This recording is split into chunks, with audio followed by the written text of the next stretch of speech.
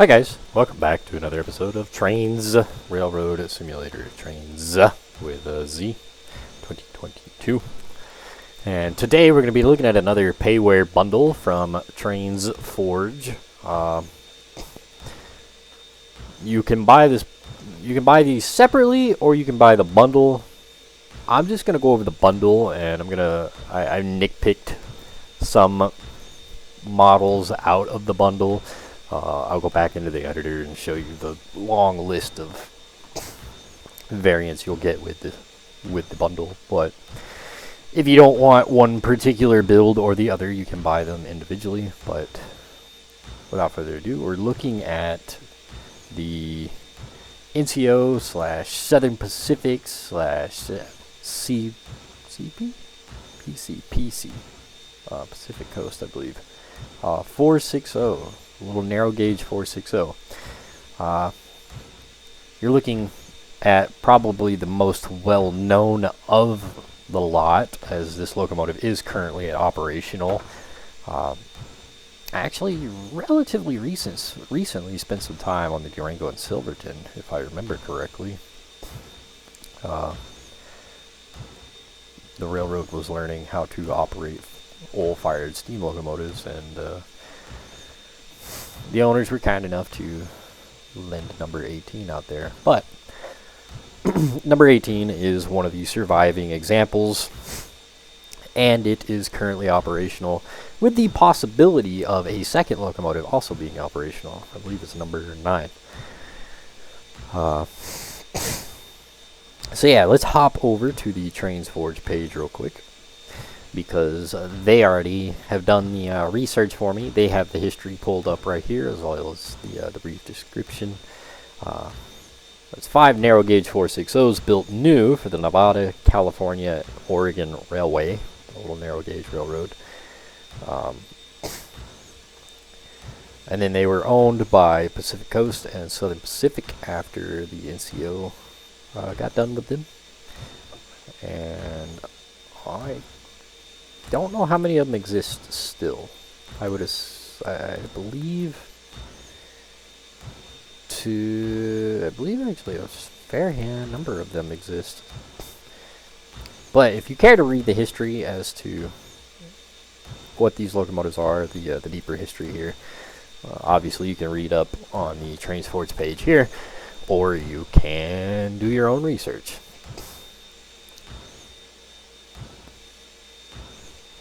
So, yeah, the bundle is $18, or you can buy the individual packs for the PCR, the NCO, or the SP, depending on which one you want.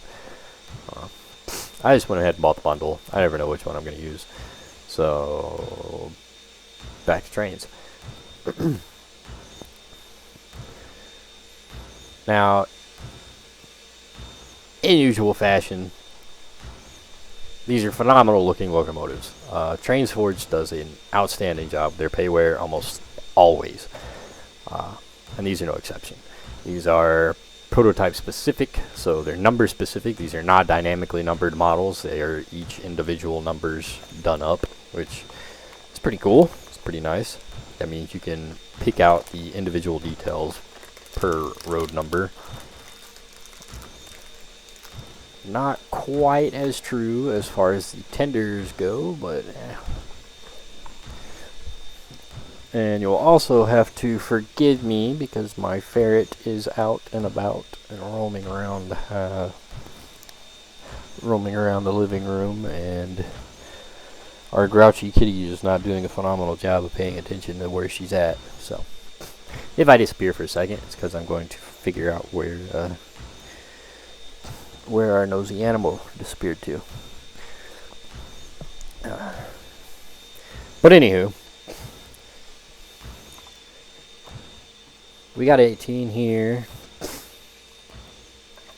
We got number 9.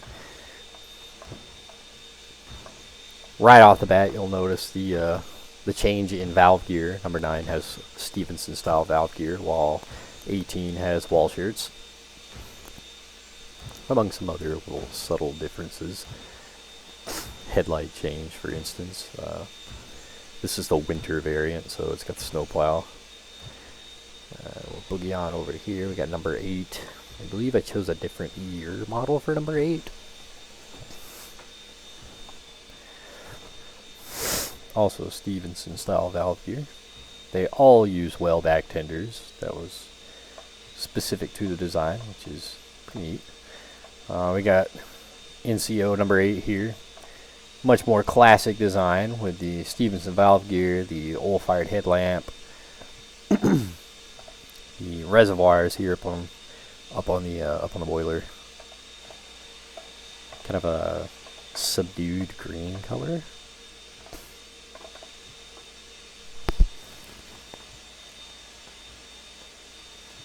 Did you get your claws stuck? Oh. Anyhow. Here's both of the PC locomotives. Pacific Coast, we got 111 and 110. Believe there's only 2 different eras for PC. Again, what the big differences are, I have no idea outside of the valve gear. You'll notice 111 obviously has the wall shirt style valve gear, where 110 has Stevenson. We got another one of the NCOs, another different era, number 12 with the wall shirts valve gear. I believe these are your air brakes added to the side. And a newer NCO number 9 here with the winter plow.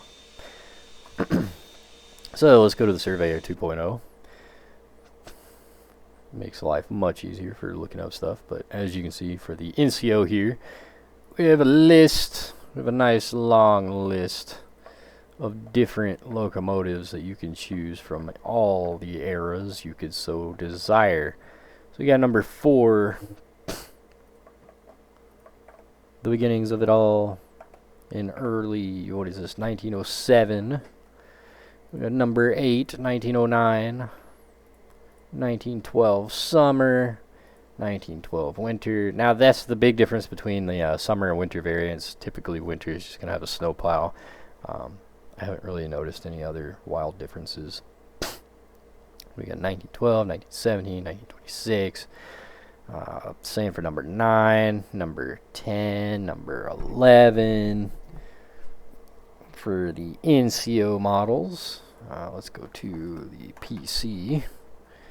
So PCRy, we got 1930, 1937. Yeah, I'm not dead certain which one I placed down is 37 and which one is 30. Pretty sure 110 is 1930. Unlettered. I don't trust Ferret. She got very quiet. It's like having a child. When it's quiet in the house, you know there's something amiss. SPNG, yeah. So SPNG, Southern Pacific Narrow Gauge, we got 8, 9, and 18 represented. 8, 1929, 38, 47 to 53. The tenders are kind of oddly numbered. You got 1953 number 8, but you only have 1950 tender. I assume they did that because there's no changes in the tenders for that year model. It's just my guess, but I mean it lines up, so get rid of. Number 9 all the way up to 1958, and number 18 all the way up to 1954. Now, given that number 18 is currently operational, I do find it kind of interesting that they did not opt to do a as currently appearing. I mean, granted, as currently appears might be the 1954 appearance. I'm not certain. I don't know a whole lot about these locomotives. To be perfectly honest, I never really got interested in them until I physically saw it up in front of a K36. It was kind of an entertaining sight. Let's go back to the drive session though,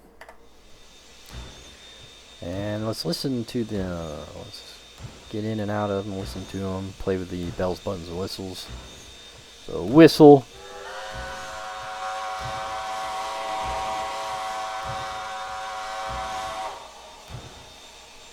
Got kind of a fun echo. I can't recall if that's a new whistle from them or not. Bell. It's an old sound from them. We'll see, what kind of buttons and whistles do we get to play with? We get automatic fireman, skins, filthy, nice and clean, dusty. We can change our marker lights with flags, smoke box door, engineer door, fireman door, windows, and roof hatches. It's a pretty typical bells, buttons, and whistles from Trainz Forge. Very nice.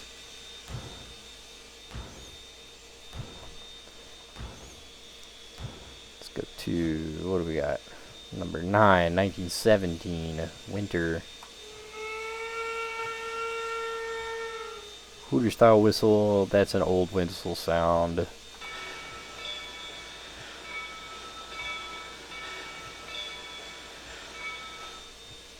That's an interesting bell. I think that's a newer bell sound. It's got a lot of background noise. It's not horrible. It's definitely noticeable. I'm gonna put it on short hold though, because I don't trust our ferret. She has gotten way too quiet.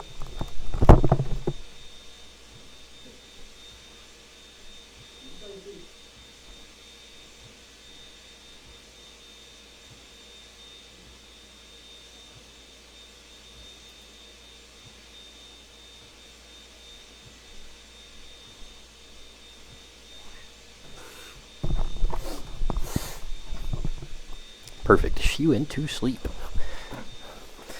The joys of a very young ferret is they do not sleep quite like older ones do. They don't clock out and stay out for hours on end. She's still very young, and she only goes to sleep for a few hours, and then she wakes up and she's ready to go and she wants to play, and that lasts all of a half hour to an hour maybe. And she goes and finds a corner and goes right back to sleep. But anywho, so that's number 9 in 1917 with the winterization. The plow. Nothing really else going on there. We got number 8 for the Southern Pacific. 1938 summer.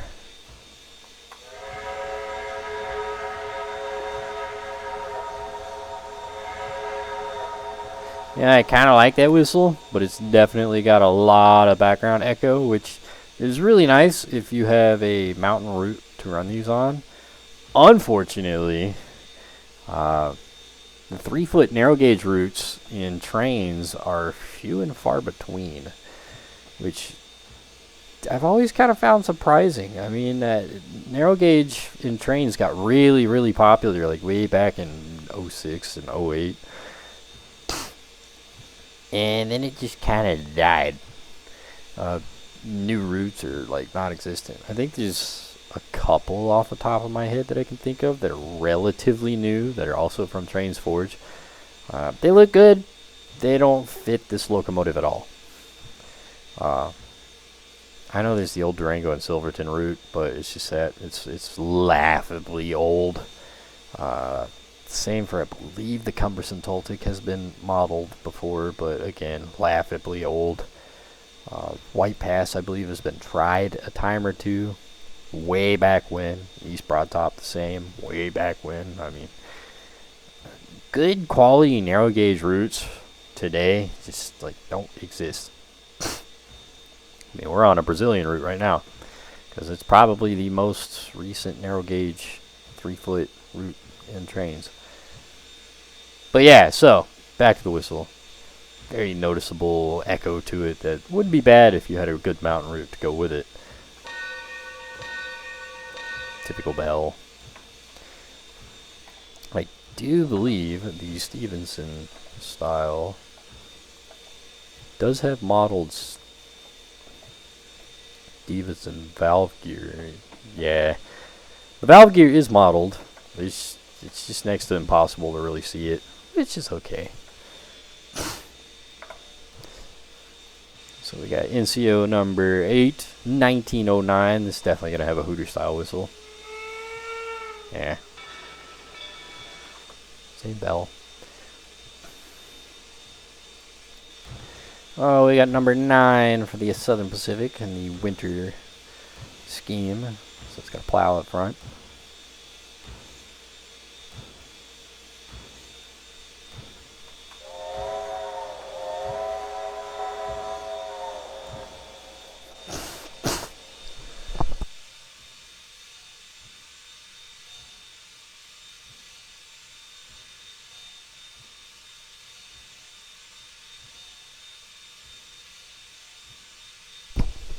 It's always when I sit down to do something that my allergies decide to be a real pain.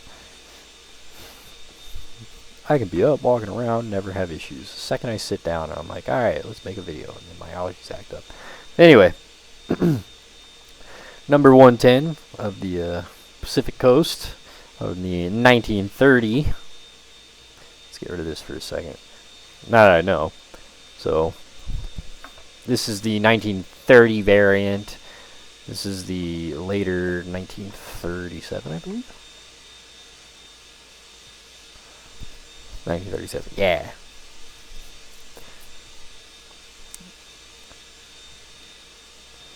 Just about all of these models do have the option of clean, dirty, filthy, automatic fireman, and then the same bells, buttons, whistles. So I'm not going to bother going over them all.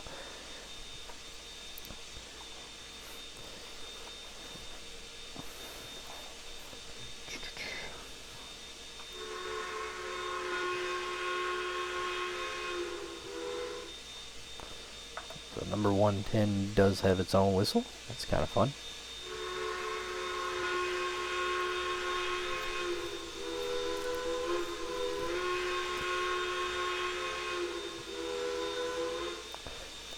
It does have its own little tune if you let it play out. It's kind of nice.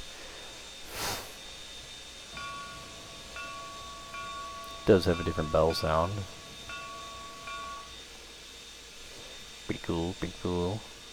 Now I would assume that number 10 here has a different whistle sound because it does have a different whistle model. But I goobered and hooked these two together thinking they were exactly identical, and I was wrong.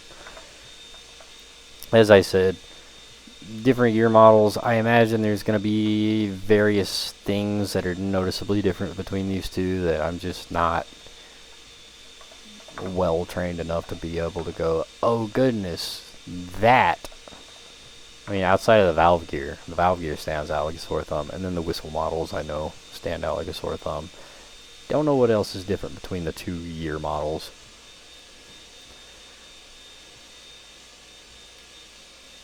Okay, where were we? Pacific Coast. Moving on, we got the 1911 NCO model.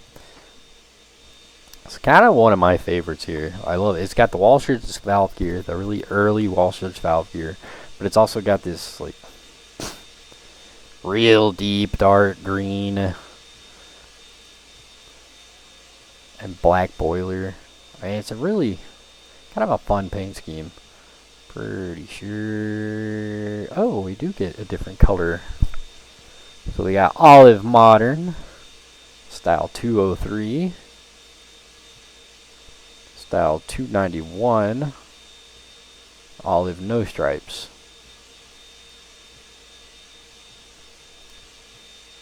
That is awesome.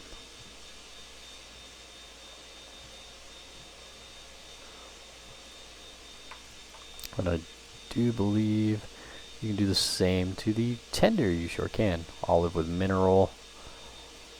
Olive. Oh, that's your options. Not bad.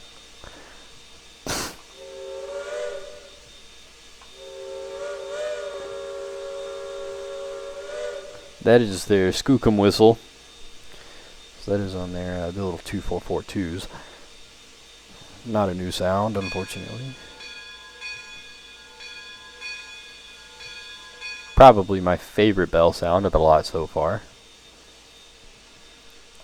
And lastly, we got number 4, the early as delivered, I believe.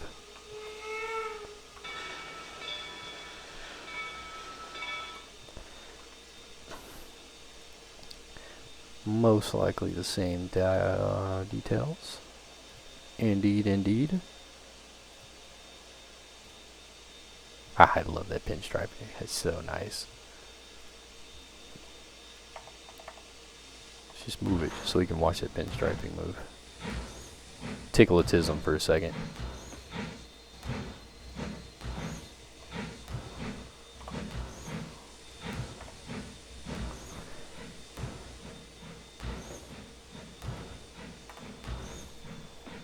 Jeff sounds aren't half bad.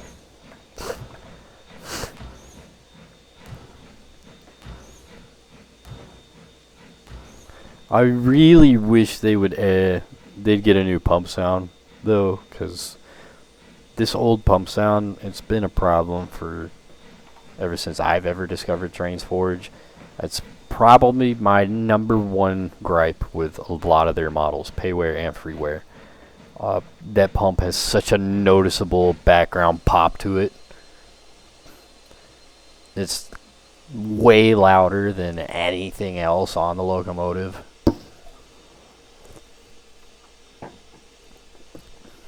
And not a single one of our locomotives fit that time.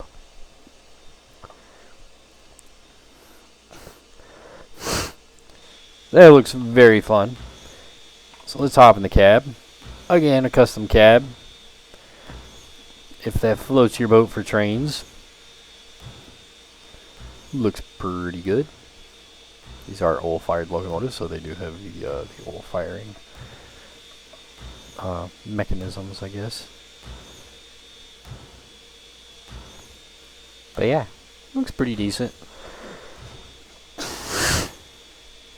I don't know if there's a difference between the early builds.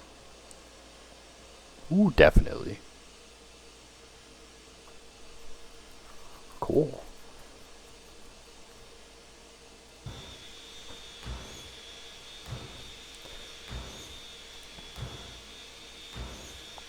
The firebox extends further back in the cab with the earlier models. Huh. So you do have custom cabs to fit the two eras. That's very cool indeed. Again, if that floats your boat. I typically operate Trainz on the outside of the cab, so it's not a big deal to me. But on the other hand, it is 2025. It's long past time that just about anything that comes out for Trainz at this point that's for payware definitely should be coming with its own cab. I know somebody's going to say, I already know it's going to come up in the comments. Oh, these cabs are so hard. Railworks has literally been doing it since day one. Same for Run 8. So, don't know what to tell you. But it's 2025. Trainz has kind of moved a lot more into the simulator style. So, custom cabs for the models themselves, it's really getting to be kind of a requirement if you're paying for the model. If it's freeware, it's freeware. You know, I'm not going to complain about freeware, but if you're paying for it, it definitely should be coming with a custom cab today. And these do indeed. So let's take number 18 with a stretch of cattle cars.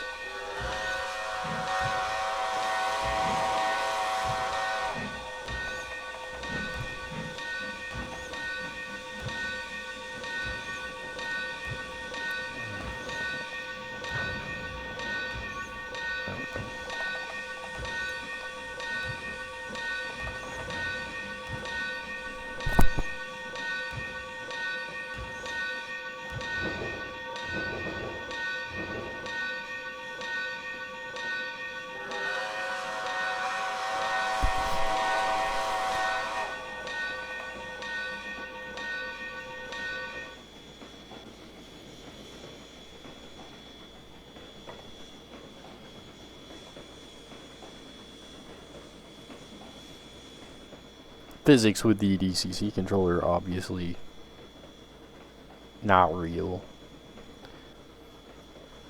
But that's most models. I can attempt to run these in the cab. It's been a hot minute since I ran in the cab, though. I don't really play Railworks anymore, so. But the motion looks very nice. The valve gear looks very nice. The rods, the wheels, all roll very nicely and smoothly.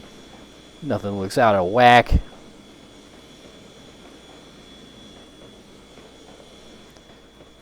Do wish that chuff sound was louder. Let's come over here to my volume mixer here.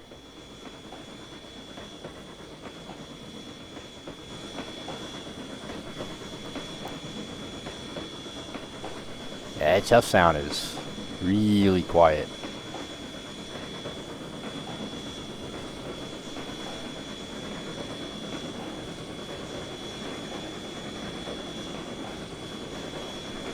Is this just this model? Let's hop back to one of these other ones. And you're in a switch. Let's pick a different one. Number 4 here. You're not in a switch.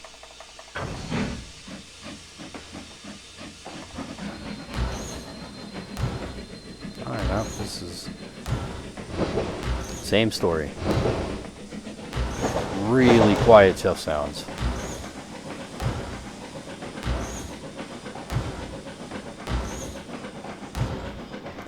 They're not in sync.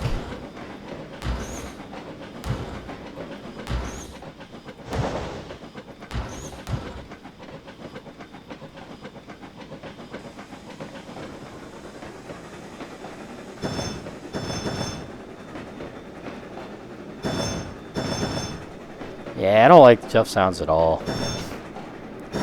The starting out loop is not horrible. That's an interesting swap.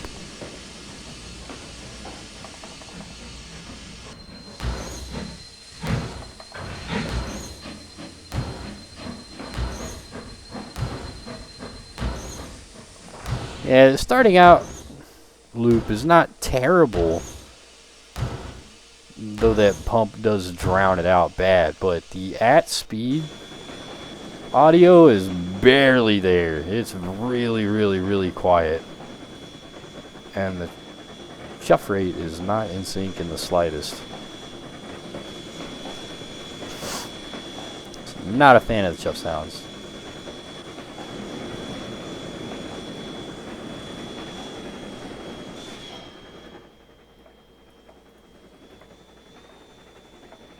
Nah, it is Trainz, so it is stupid easy to change up sounds for your desires. But on the other hand, if it is a payware model, I would expect better. You know, at least coming out of the gate. Doesn't have to be perfect. Again, this Trainz, it's dummy easy. People are going to modify it as they see fit. But if you're paying for it, you should be getting some pretty solid sounds out the gate.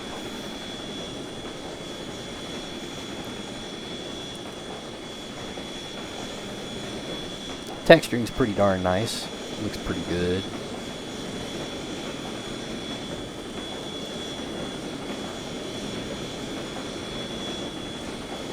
And the squareness of things is not wildly noticeable, which is really nice. I quite like some of the older models that it's pretty obvious how squared off everything that's supposed to be round is, right down to the drivers. Everything here looks nice and round.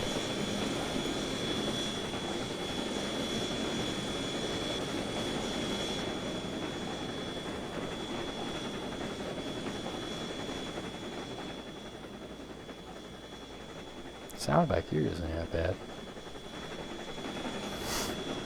Exhaust is pretty nice. These are oil burners, so they're not going to push out black plumes of smoke unless you're really screwing up your firing. So, exhaust looks pretty nice.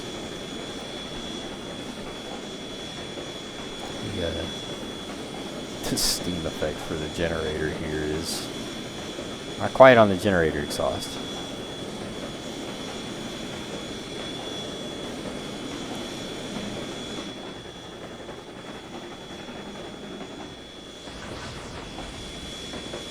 Do alt now.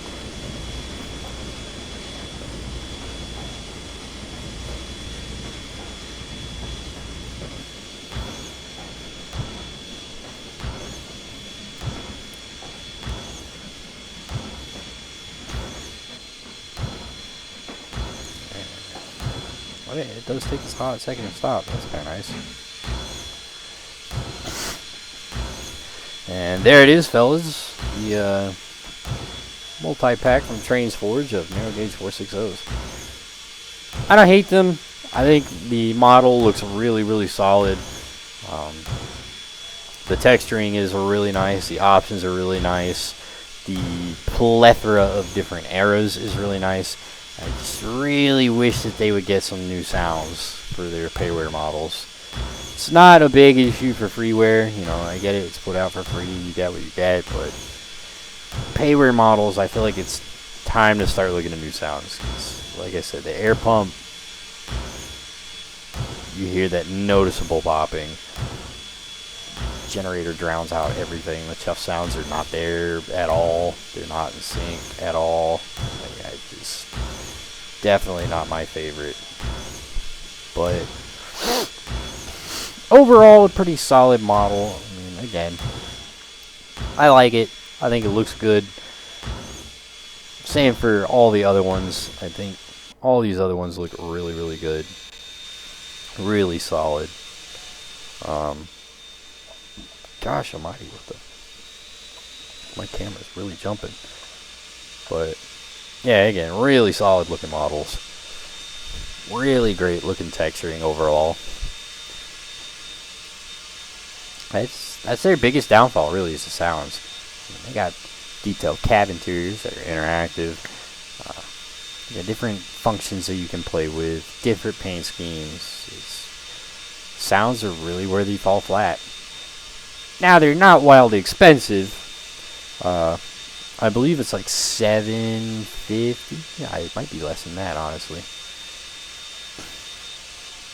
If we come down here to the shop. Down here to the last page.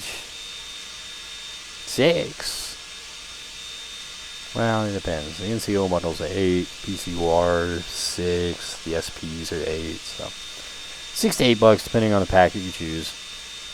So they're not wildly expensive. I mean, you get the whole pack, $18.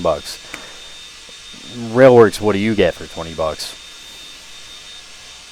Maybe a new model. Haha.